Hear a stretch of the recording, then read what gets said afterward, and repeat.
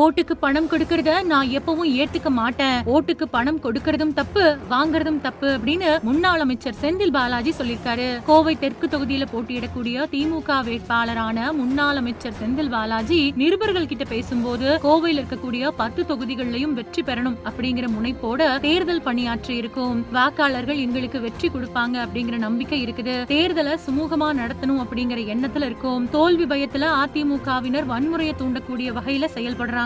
தெற்கு தொகுதி அதிமுக வேட்பாளர் தோல்வியை உணர்ந்துட்டாரு. அதனால ஏதேதோ குறை சொல்றாரு. அமைதியான மண்ணை கலவர பூமியா மாத்த முயற்சிக்கிறத ஏத்துக்க முடியாது. அது பலிக்காது. பணம் கொடுக்கறதா குற்றச்சாட்டு சொல்லலாம். ஏதாவது ஒரு இடத்துல நிரூபிக்கணும். ஓட்டுக்கு யார் பணம் கொடுக்கறாங்க, யார் வாங்குறாங்க அப்படிங்கறத அவங்க தான் கேட்கணும். ஓட்டுக்கு பணம் கொடுக்கறத நான் எப்பவுமே ஏத்துக்க மாட்டேன். ஓட்டுக்கு பணம் கொடுக்கறதும் தப்பு, வாங்குறதும் தப்பு. திமுகவினர் ஓட்டுக்கு பணம் கொடுத்தாங்க அப்படிங்கிற தகவலை முழுமையா நான் மறுக்கிறேன்னு சொல்லிருக்காரு.